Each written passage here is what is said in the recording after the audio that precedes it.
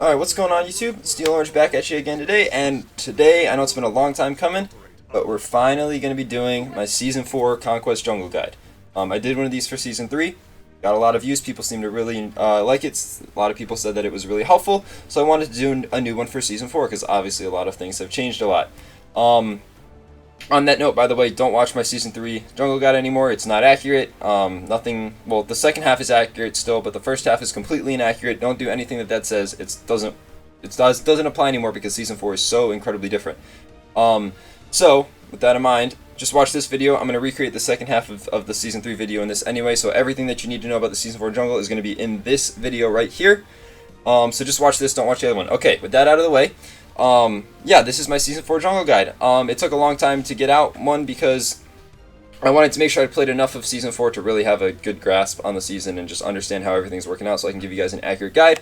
And two, I've just been really busy and haven't had time to make it. So, now I have time, so we're going to do this. And yeah, so the way this is going to be structured is very similar to my Season 3 guide, which is that I'm going to start by talking about opening builds and what you're going to be looking to build out of the gate at level 1 walking out of the fountain. Then I'm going to talk about the opening laning phase, how you're going to farm, your rotations, your pathings, things like that, which is far more complicated than Season 3, but we'll get into that later. And then after that, I'm going to cut back to the God screen. I'm going to go through each of the assassins and talk about what you're looking to do in team fights with each of these assassins. This is the part of the Season 3 guide that's still accurate, but I'm going to do it again in this guide so that it's all in one video, and also so that we can cover some of the newer characters. There's only like one or two, but I want to get those in there. So, without further ado, let's get into opening builds. So, as always, you're going to build Bumba's Mask out of the gate. This has not changed. You always build Bumba's Mask when you're in the jungle. The item has changed in a couple ways. One, it still gives you the health regen for killing camps. You have to be the closest person on your team to the camp that dies that has Bumba's Mask. So if you're the only one on your team with Bumba's Mask, you're always going to get the health regen. You're also going to get mana regen, 25 mana for killing a camp. But if multiple people on your team have Bumba's Mask, then you have to be the closest one to the camp to get the regen. So that's that. However, the big change with Bumba's Mask is that it now only costs 500 gold, and this is huge. This is a massive change because this now allows so much more variance in opening builds. In particular, it allows you to build multiple starter items. So if you're playing an ability-based assassin, you now have the option to build Bluestone Pendant. This gives you 15 power out of the gate. I just want to move around here so I don't get thrown back to the login screen. Now you can build Bluestone Pendant, which gives you 15 power plus the passive. Or you can build Death's Toll if you're a more auto-attack based character. If you're looking for some more sustain, that's fine too. Or alternatively, you can go straight into Boots too, which is going to give you 10 power plus that movement speed. And it's an item that you're not going to be selling at the end of the game, so it's very efficient. It's going to get you into your build much quicker. So, I want to talk a little bit about these changes. In particular, the Bluestone Pen. I'm going to do one thing about Bluestone, and then one quick note on Boots. So, the Bluestone Pendant, being able to build Bluestone at level 1 is huge. If any of you guys played in Season 2, and I think even back to the beginning of Season 3 was when they took Power Pot out of the game briefly, they stopped letting you build it at level 1. Power Pot, being able to build that at level 1 for 450 gold was incredibly broken because that 20 power gave every jungler in early game, it gave everybody kill potential at level 1. You could just fight at level 1 and you'd have enough damage to kill people. It was nuts. Your clear was so fast. And so people thought it was ridiculous, and so they took it out of the game. But now, you can build Bluestone Pendant at the beginning of the game, which I would dare to say is even better than Power Pot, because Power Pot gave you 20 power for, 5 minutes, 3 minutes, something like that? I think it was 5 minutes. Bluestone Pendant gives you 15 power, which is only 5 less power, but it also gives you the passive of an extra 60 damage, which is worth way more than an extra 5 power at the beginning of the game. Way more. In addition, this item is not going to go away after 5 minutes. You're going to sell it at the end of the game, but that's like 20 minutes later, so it's going to be much more efficient. You're going to have 15 power, more than you would have consistently throughout the first, 15 minutes of the game or whatever.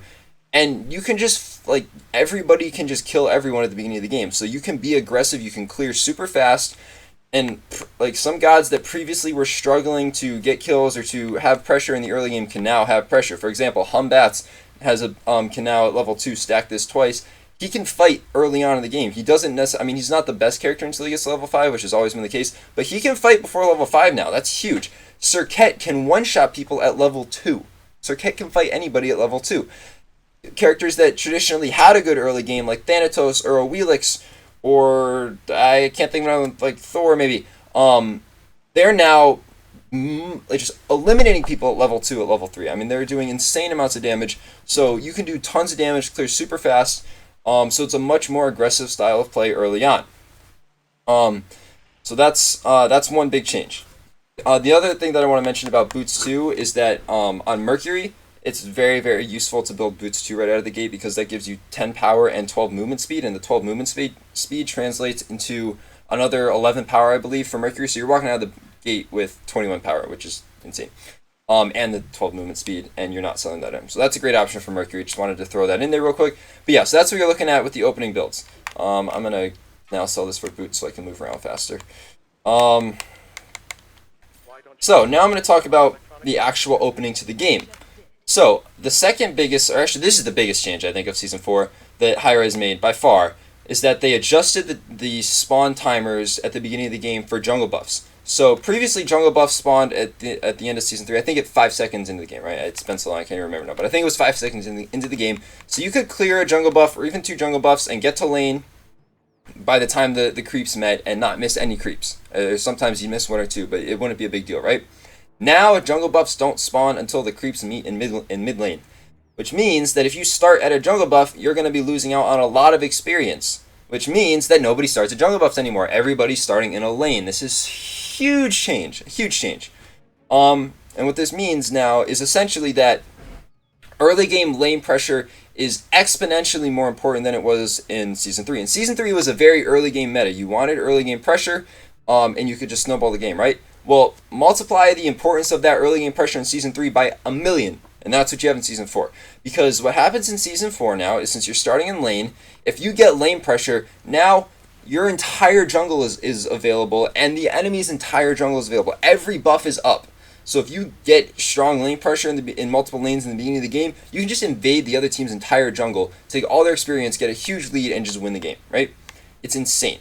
So it's incredibly important to get early lane pressure. And what this also means is that since you're starting in lane and where you're going to path into the jungle depends so much on whether you have lane pressure in your lane and also whether the side lanes have lane pressure.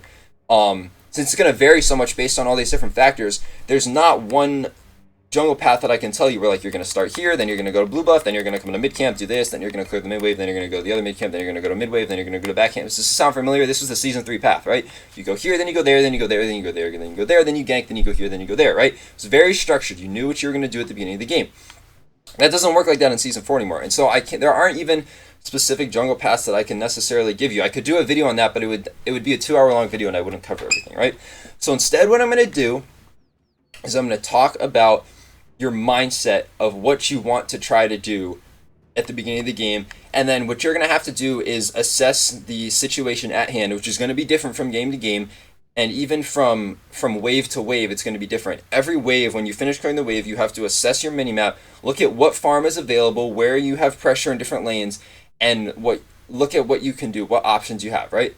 So your general goal at the beginning of the game is to just, it's obvious, it seems like I'm stating it obvious, but you want to maximize your farm and minimize the opponent's farm. So you want to take as much of their experience as you can without losing your experience. So this means a couple different things. I'm going to go through a couple different scenarios just to give you examples of what you're looking to do. Can't cover them all, but I'll give you an idea, right? So the most typical start right now is that the support and the ADC start in the dual lane. The mid and the jungle start in the mid lane, and the solo starts by itself in the solo lane. That's one example. Sometimes the jungler will start in the solo lane, and sometimes the jungle will start in the solo lane, and the support will start in the mid lane. So you have a couple different variants, right? The one that actually I'll get into that later, but this means that you have a lot of different options. For example, let's say you as a jungler start in the mid lane, and their jungler starts in the solo lane. What's going to happen most likely is that since you're 2-on-1 in the mid lane, you're going to out-clear by far, and then you have options here because you can, their red buff is up, that didn't ping like I wanted to. The red buff is up, the speed buff is up, the blue buff is up, you have mid camps up, you have a lot of options, right? Alright, so the most important buff at the beginning of the game is the speed buff, by far, and then the blue buff. So what you're going to want to do after you out-clear, if they're in the solo lane, is you're going to come over here with your mid lane, or you're going to clear the speed buff, right? And then you have the option of either going to take the blue buff or going back to lane. This usually depends on how quickly you were able to clear this, what the solo lane matchup is, how important it is that your solo laner gets a blue, or how important it is that you deny them the blue buff. If you choose to go to the blue buff, then you can clear that. Then you want to come over here get these elementals, and then get the mid harpies. And then you're going to go back to wave. You're going to miss one wave, but you're going to get a lot of jungle experience, get a lot of pressure. Right? Another thing that can happen is you can go clear that speed buff and then decide to come right back to lane. You're going to get here when the waves meet. You're going to push this wave again. Then you're going to go over... Oops, that wasn't what I meant to mean. Then you're going to go over and take their red buff because their red buff is still most likely up, right? From there, you can come back to a lane, or if the other team's dual lane is pushed up, you can translate that red buff into a gank. In the dual lane, that was a bad ping, but you can head over to dual lane because you're really pushed up. You can just cut behind them, get an early kill. You can cut back to get to the gold oracles. These are, I should probably talk about these. These are new. There are now mid harpies at the gold fury. They are tankier than regular mid harpies. Just to give you a sense of how much health they have. That did no damage, right? They have a lot of health. It's not insane, but you're not soloing them super early. But if you have a couple people with you, you can kill those early on. And if you get both of those killed for your team, then you get an unkillable ward vision, basically, at the gold fury. Very valuable, right? So you can go kill that. Or you can come back to lane after the red buff. Then you can try to control mid camps. You can come back, try to get your own red buff. Point is, there's a lot of options, and there's not one best option where I can say go here, then go there, then go there, then go there, because depending on, let's say you go to the red buff and your enemy, your dual lane has pressure in the dual lane, right? Then that means that you can probably group up, kill the purple buff as well, kill the gold fury oracles, kill the left mid camps, then come back. Let's say that they don't have pressure over there, but you don't think that you can get a kill in the dual lane, whatever. Then you probably want to come back to mid lane, retain pressure there, and then control the mid camps, right? Let's say, for example, that the other jungler starts in mid with you, right? Then you guys are probably going to clear at about the same time. You're going to go get your own buffs, and then you're going to come back.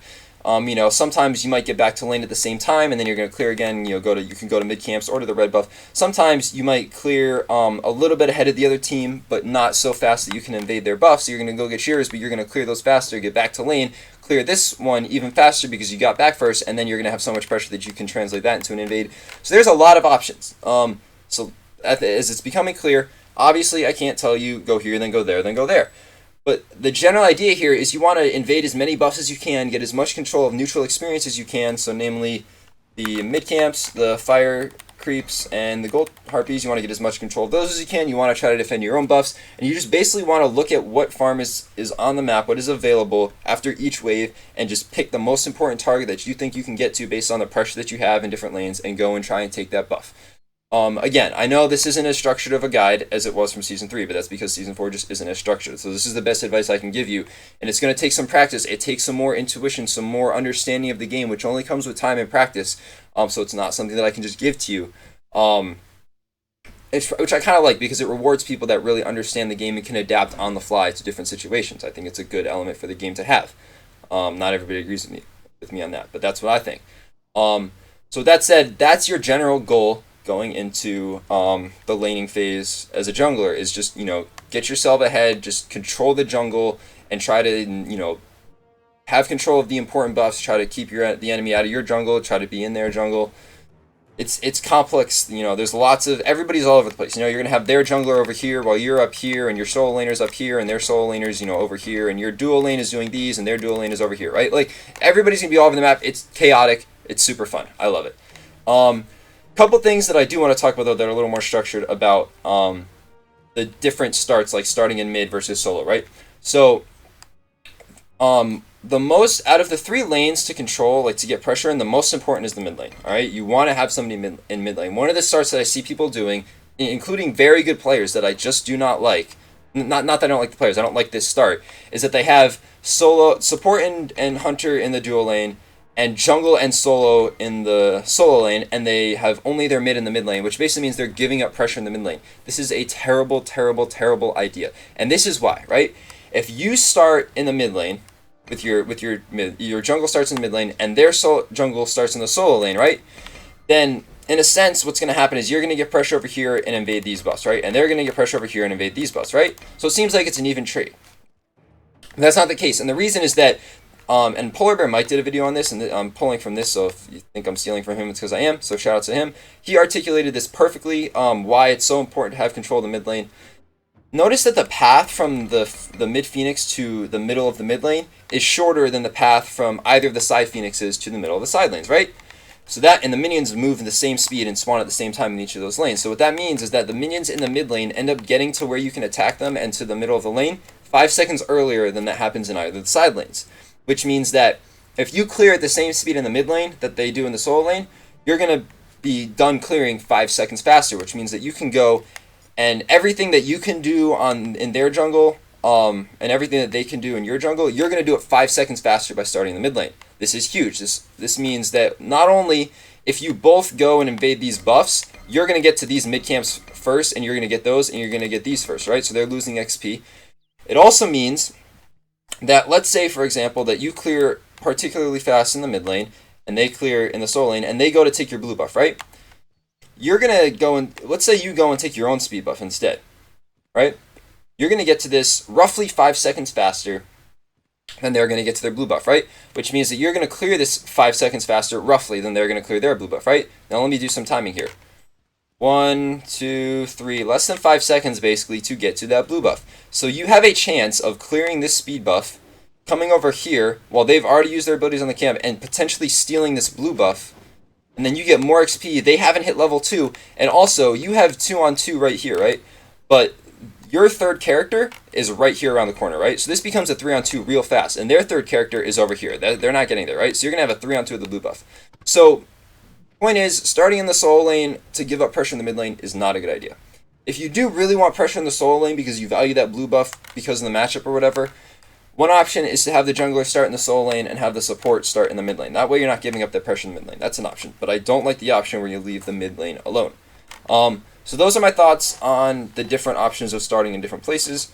Also, the mid lane is the most important because you can take pressure in the mid lane and apply it to pressure in both side lanes. So it's just a more advantageous place to have pressure. So that's why the mid lane is super important, along with that timing thing that I talked about earlier.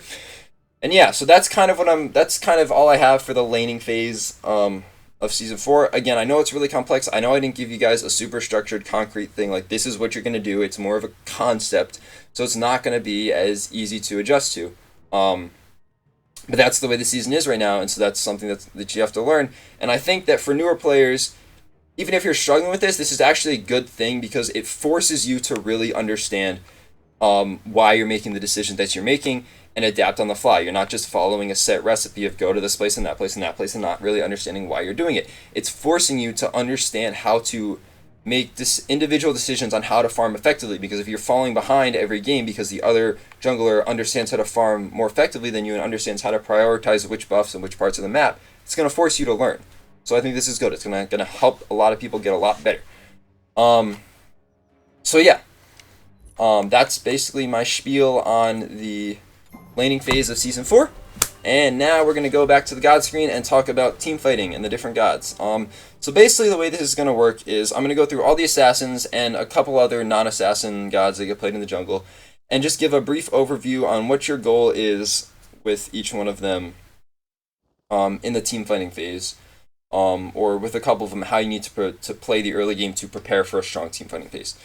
In the last video, I put them all in categories, but the categories are kind of just arbitrary names because I end up talking about each god individually. Anyway, so I'm just going to go through each god and just give a brief talk on this is what you're looking to do in a team fight with this god. This is your role, essentially, with that god once you get to the team fight stage, which isn't necessarily such a predefined stage.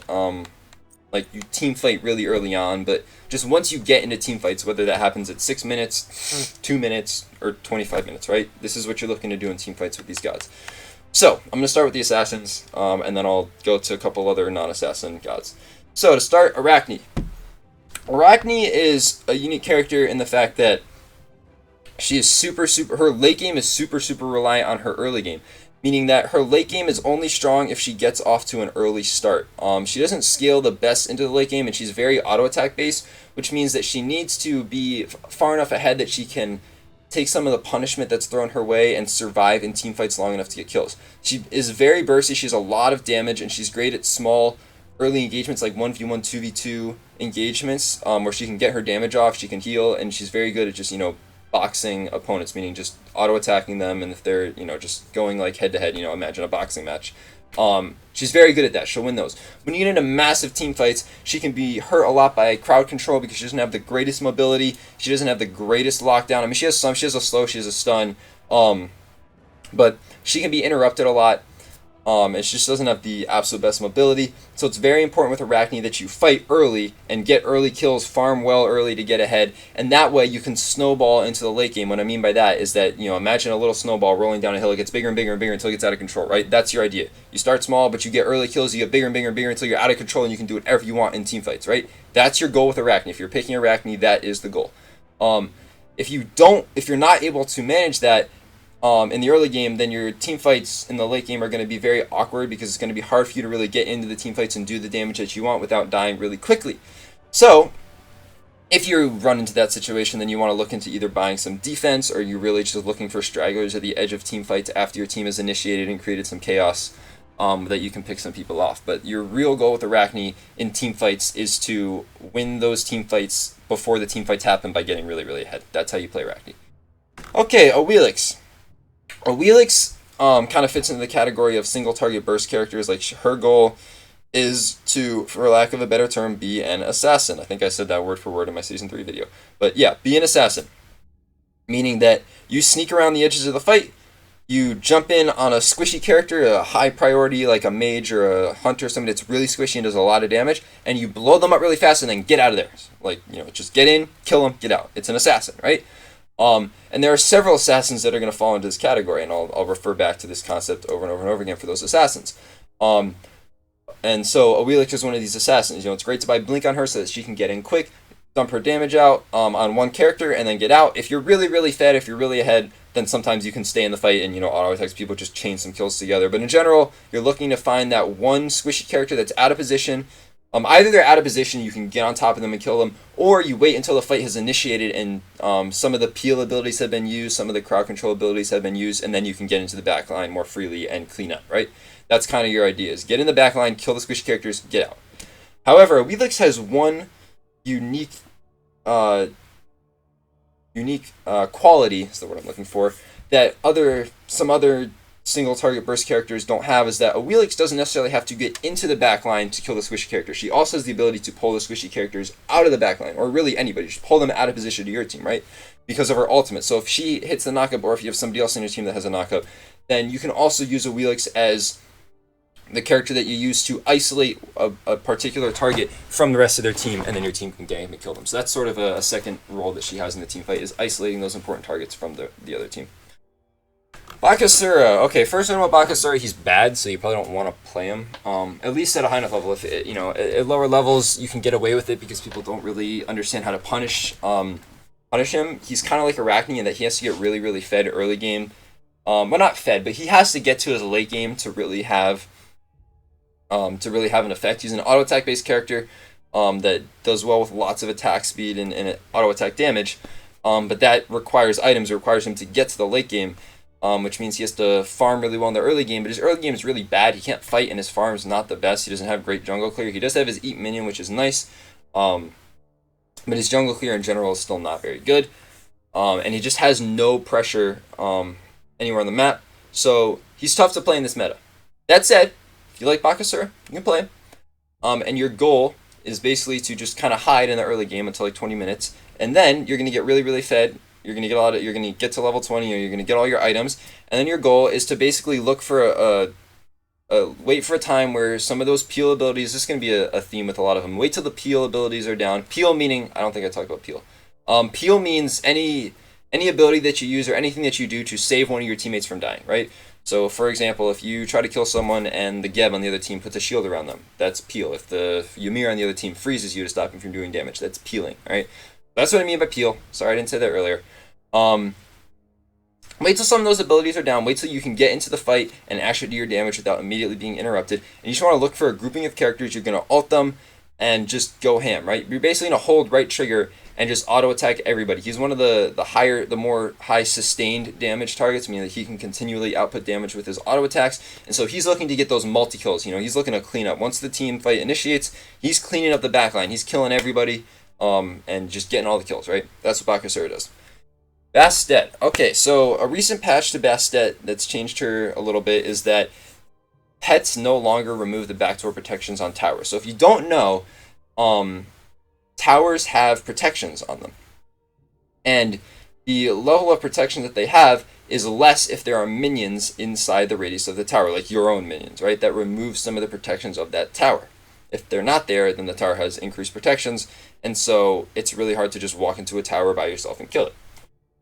Previously, characters like Scotty or Bastet or Nuwa have like these minions or pets that they can throw out that they can use to tank the tower so that they can split push, meaning that they just ignore the team fight and just walk to these isolated towers and just throw their pets on them and kill them, and it's really annoying, right? And previously, it was really easy for them to do that because those pets that they threw out were treated as minions by the tower, so they removed those backdoor protections. That is no longer the case. So it's a little bit harder for Bastet to split push. She can still do it, but it just takes a little bit late. She has to wait a little bit later into the game until she can split push effectively.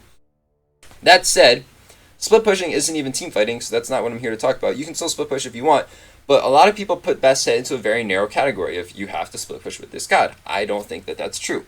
I think that Bastet can be a great team fight god because she does an insane amount of damage. She has 4 damaging abilities that scale at 80 to 100% each one of them, right? That's insane. Like, that's a ton amount of damage. If you build a lot of power and penetration on this character, you're going to be one-shotting people like nobody's business. So, you're going to play Bastet like that assassin archetype that I talked about, where you get in, you dump your kit on one character, and then you get out. In particular, Bastet has a leap that allows her to leap into the fight, and then within a certain time frame, it's like 3 or 4 or 5 seconds, she can leap back to the point that she leapt from, right? So you can leap over a wall, run at the back line, throw your whole kit on them, kill them, and then the whole team turns around and blow you up, and then you just press your jump again and fly, 50 feet down the lane behind the wall that you started from, and it's like, well, suck it, I'm gone. So, yeah, it's going to make people really frustrated, and is literally one of the best ways to get in and get out. It doesn't cost any extra mana to jump back. It's a great ability to have as an assassin, and so you want to utilize that to its highest effectiveness, I guess. Camazotz is interesting. He's not my favorite because he has no crowd control, which I really prefer, but he does have a ton of damage. So Camazotz, again, is going to be one of those backline blow up a single target characters. He's very similar to Bastet, and then he has no crowd control in his kit at all, I think. He might have a slow. I'm not even sure if it slows. But he basically has no real crowd control in his kit, but he has 4 damaging abilities, and they all do a ton of damage. So you're just looking to find that straggler in the back line, that squishy major carry, and just, sneak around the back, blow them up, and then get out of the fight. Fenrir. So Fenrir is the first of a kind of hybrid god, where he starts out as a really high damage character. He has really high base damage, but his power scaling into the late game, his abilities don't scale the best with power, so he kind of falls off in the late game. You can transition him into like an auto attack based character, or as more of a bruiser type where you build some defense and he can be like a semi frontliner. But Fenrir is kind of an all around god once you get to the late game stages, where he does a little bit of damage. His damage doesn't scale into the best into the late game, but he still does damage, right? And if you build him full damage, he can actually do a lot of damage. He also has some crowd control that he brings to the table. He has that stun that's pretty readily available. He has good mobility. He's got that ultimate that can grab someone, kind of like he's kind of has the same role as a Wheelix, where he can pull someone out of position in the team fight, isolate them from the rest of their team. That's extremely useful in team fights and getting picks to start the team fight. He's got some decent sustain. He can be a frontline bruiser in a sense, so he can be a little bit tanky. So he does a lot of different things. So you kind of just want to look to isolate those squishies again if you can, and pull them out of position for your team, and then just kind of be a nuisance in the backline. Hunbats. Okay, so the thing about Hunbats is that he has the best teamfight ultimate in the game, like by far. Hunbats' ultimate is he throws down this little totem thing on the ground, and it makes this huge radius thing that fears people away from it, so it forces people to walk in a slow, straight line directly away from the totem pole, right? So this is insane for a couple reasons. 1, does a little bit of damage. That's not the insane part. 2, it interrupts any abilities or any damage that anybody was doing, and spreads the team out, right? So they can't focus their damage in a team fight, right? It also forces people to walk in a slow, straight line. That's perfect for your mage and your hunter to unload all their damage on them, because they're moving in a very straight, predictable path, and they're not going to miss, unless they're bad. People still sometimes miss, but in general, it makes it much easier. It's a great setup for your team. It's also a great peel ability. If everybody's diving your backline, you can run into your backline and throw down this ultimate, which interrupts all their abilities. It saves your backline teammates, and then you can just kill everybody.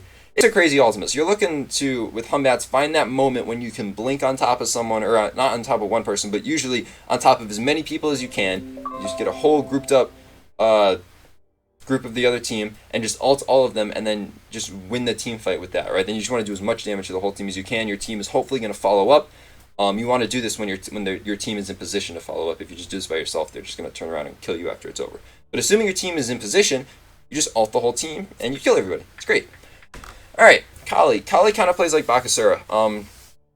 She has a very bad early game. A little bit better with Bluestone and Death Toll as options to give her some power early on, but still not the best early game.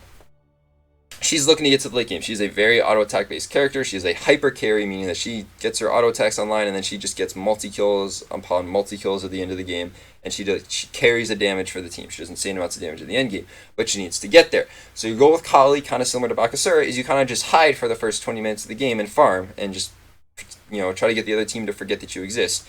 And then you get to the late game, and your goal is to pick out a squishy target that is hopefully also your target with her passive. You don't know about that, you can read up on her passive. But you want to find your target, and you want to blink in and immediately blow them up as fast as you can, and then you're going to run around the backline killing everybody else. And when you feel like you're getting close to the point where you're going to get killed, you pop your ult, you get 5 seconds of invulnerability. Hopefully you kill another target, gets you all your health back, and you just go on a rampage in the backline. Obviously, easier said than done. It's not going to happen every time. People have crowd control. People will wait till your ult goes away and then kill you and stuff like that. But that is the goal with Kali. That is what you're looking to do, is just blink onto your target, kill them, get the health back, and then use your ultimate to just create this chain reaction of killing everybody and their mothers because you are Kali. Okay, Loki. Loki's not really a jungler. He's more a solo laner, but if you're going to play him in the jungle... Oh my god, Razor, stop it. If you're going to play Loki in the jungle, he's a late game character. But he fits in that he's the epitome of single target burst. All his abilities are single target damage abilities. They all scale at 100%. They do insane amounts of damage. So you're just looking to farm until you get those abilities online, get some power and penetration items going, and then you're just looking to one-shot squishies in the backline base, right? You just wait till your ultimate comes off cooldown. You pick out the mage or the hunter, and you just ult them and full combo them, and they die, and then you get out, right? That's your goal with Loki. Mercury. Okay, Mercury is another one of those hyper carry characters. Previously, his early game was terrible, right? Now his early game is actually pretty decent because he can start with Boots 2, which gives him the great movement speed, and also because his passive converts movement speed into power, he starts with 21 power if you build Boots 2, which is more than any other character in the game can start with, at least physical character can start with. So your Made You Look is hitting for like 120 damage. By the way, that item scales for like 150% of your physical power. I mean, it's ridiculous, right? But you're like hitting people for a third of their health with Made You Look at level 1. Great poke damage. So you're looking at early game to just poke with Mercury, farm really well to get to late game, build up his crits and his auto attack damage, and then late game, you're looking to use his ult to hit as many people in a team fight as you can. You want to look for those big ults where people group up and you can ult through 2, 3, 4 of them, just interrupt the whole team fight. And then the second part of that is when you ult, you're going to get in the backline, right? And then you just want to turn towards that squishy character and just blow them up really fast with your auto attacks. Then move on to the next squishy character. You can use your dash as a way to pluck people out of position. But in general, you're looking to be that hyper carry character with Mercury, kind of like the Kali or the Bakasura, where you hit a big ult and then you just go off and kill everybody, right?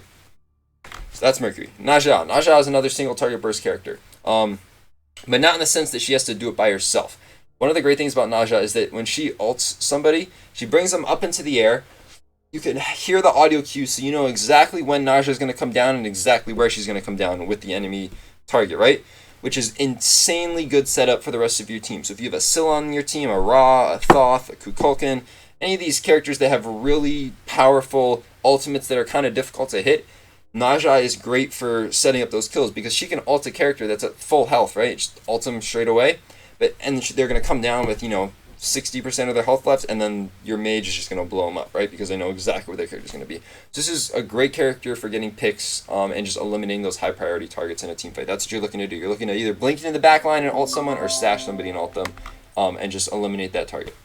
Nemesis. Okay, Nemesis is sort of a variation on the single target burst, where Nemesis has her ultimate that can reduce people's health, slow them, and also reduce their protections, so that you can sort of just commit everything with your team onto one person and kill them.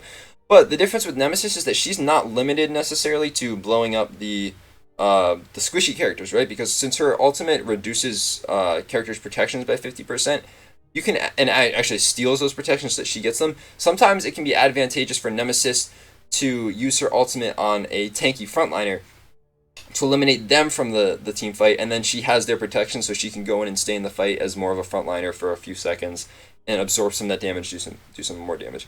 And in particular, if you're looking to do this strategy where you eliminate the tanky frontliner, it's great to do that after they initiate, right? So if you have someone like a Sobek or an Athena or Bacchus, somebody has to like jump in or dash in, put themselves out of position, and use their mobility to commit to a team fight when they initiate. If they initiate that way, and let's say Sobek, dashes in to try to pluck somebody out of position, but he misses, or even if he doesn't miss, but let's just say he misses, now he's in the middle of all your team with no mobility. That's when you ult him, take half of his protections, like half of his health or something like that, and your team just blows him up because now he has no protections and he's out of position and has no mobility, right? Then you can turn that into just winning the whole team fight. So that's kind of your goal with Nemesis. Of course, you can also use this to just blow up squishy characters in the backline, but you have that option depending on what your team needs you to do. Okay, Ratatoskr. Ratatoskr does a lot of things really well in a team fight. He has great damage, he has great crowd control, he has great mobility. And he has a surprise factor similar to Thor, where he can ult from the sky and just hit. If he can hit a group of people, he's going to knock them all up, do a lot of damage, and really interrupt a lot of things going on in that team fight to give your team a big advantage in the team fight. So yeah, with Ratatoskr, he's kind of a single target burst character because he has the ability to burst characters in the backline. He has lots of damage and crowd control to lock them down. But you kind of want to look to also be looking to hit that ultimate on multiple people if you can, because it just really it interrupts them, gives your team a chance to follow up, and does damage to a large group of people. So you're going to be doing damage to the whole team as opposed to just one person, which is ideal. Serket. Serket is another one of those single target burst characters. You're looking to blink on top of someone, or just walk up to them earlier in the game before you have blink, and you're just looking to taunt them with your 2, use your 1 on them, use your ult, auto attack them. They're going to die, right? If you have any help from your team, or even if you don't have help from your team, probably going to kill them. So you're just picking out the target that's giving your team the most trouble, waiting till Serket's all about timing.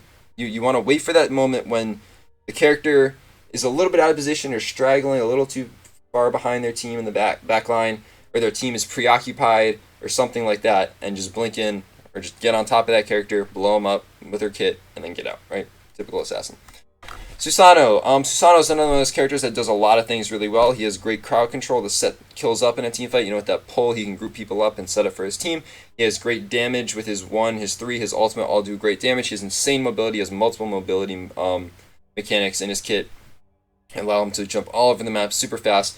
And he has an ultimate that knocks people up and does a ton of damage to the whole team. So this means that you can kind of do 2 different things with Susano. He has great damage, so you can play the role of blow up a single target in the backline, squishy character, because he can certainly do that. Or you can play the group up the team and do as much damage to the entire team as you can to win the team fight as a whole with Susano. And so both of them are good depending on the situation, but you have those options with him. Thanatos is the ability-based version of Arachne, basically. He has to get ahead early. He doesn't scale the best until the late game, but if he gets snowballing, he can get out of control real fast. He does insane amounts of damage early on, and he's definitely one of those single target burst characters. He does lots of damage with his 1 and his 3. And early on in the game, you're looking to just blow up those squishy characters like before. The only difference with Thanatos is that he has a percentage-based execute on his ultimate. It starts at 28%, I think, and scales up to 40%. So Thanatos, another role that you have is if the other team has a frontliner, a tank that's initiating and absorbing a lot of damage and then getting out at low health because he's very tanky, you can use Thanatos as a counter to that, because when the other team initiates, you can ult into the air and let your team do damage to that character and get them below the 40% threshold. That's at least the end of the game. It'll be less before that. But whatever threshold you're at, get them below that threshold, and then you can just come down and immediately execute them, right? And that's huge for those tanky targets because 36% or 40% of a frontliner's health is, 1, more health than it is for a squishy, and also you're just pretending like all those protections that they have don't even exist, right? So it's an extremely efficient way to get that last 30% or whatever of their health that you need to get to kill them. So that's another use for Thanatos, is eliminating those tanky targets by getting rid of their last 30-40% of health immediately. Thor. Thor is another one of those gods that does a lot of great things in team fights. He has great crowd control. He has a stun on his ultimate. He has a stun on his 2. He has insane amounts of damage on his 1 and his 3. He has peel for his teammates. He can set up kills with his crowd control, and he also has that sort of surprise factor like Ratatoskr does, where he can ult into the sky and then crash down on as many people as possible, which is gonna, 1, stun them so your team can follow up with all their damage, and 2, it stuns them so that you can do all your damage, and you can win team fights by yourself, basically. Not by yourself, but that one move will win the team fight for your team. So yeah, that's it for Thor. Now as far as non-assassin junglers that I want to go through, we'll talk about Cabrakan. Cabrakan is kind of, when you're playing Cabrakan, you're not really looking for kills. You're looking to sort of play the solo laner mentality out of the jungle once you get to the teamfight stage, which is you're just being a nuisance in the front line. You're just crowd controlling the enemy team. You're absorbing damage and doing a lot of damage too if you're playing Cabrakan. But your goal is not necessarily to do all the damage yourself. Your goal is to catch characters out of position and crowd control them and set up those kills for your team, and also just be another character that can absorb some of that damage away from your carries and your backliners. So yeah, oops, that's what I meant to do. Is there any, yeah, I'm not going to talk about Ymir jungle. It's kind of silly. Kernunos, you can play out of the jungle right now. It's not common, but you can. But basically, once you get to the teamfight stage, he's just a hunter. So you're just going to play him like a hunter. You're going to sit in the back line and pump out damage with your auto attacks and your abilities, and just kind of stay at a generally safe distance and just hit people really hard with all your stuff, just like any other hunter would. Ao Kuang. Okay, so Ao Kuang is another single target burst character. He's not getting played as much right now because the early game is so important. Thank goodness, I hate Ao Kuang. But if you're able to farm the early game effectively and get to his late game, he one-shots people. Just pick whatever squishy that you want and be like, I want you to die right now, and then you blink on top of them and dump your kit on them and execute them to die, right? That's your thing with Ao Kuang. Be careful with him about executing somebody who has beads, because they can beads your ultimate and then they won't get executed.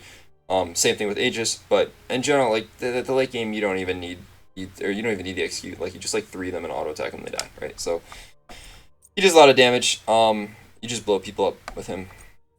Yeah, that's it for that. And then Erlang Shen doesn't really get played anymore. Yeah, I don't think I'm gonna talk. Alright, I'll talk about Odin. Odin in the end game. In the late game team fights, he's an ult buy. You're looking to find as many people grouped up as you can and just ult them and then hope that your team follows up. That's your primary objective with Odin. And then, of course, you're looking to do some damage with your bird bomb and stuff, but mostly your primary goal in team fights is to find them when they make that mistake of grouping up and just ult all of them with your ring so that your team can pull them up. Alright, I think that's all the characters that I want to talk about. So that's going to be it for my Season 4 Jungle Guide. You guys have been waiting for this for a little while. Let me know what you guys think. If you have any comments, any questions, anything that you disagree with, or anything that you like, just let me know. And yeah, if there's any other information that you want to hear, let me know. And I'm going to be working on in the coming weeks getting the guides for support hunter, the other roles, support hunter, mid, and solo. I'll get those coming out soon. And yeah, thank you guys for waiting so patiently for this guide to come out. Hopefully you guys enjoy it. Hopefully it's helpful. And as always, thanks for watching.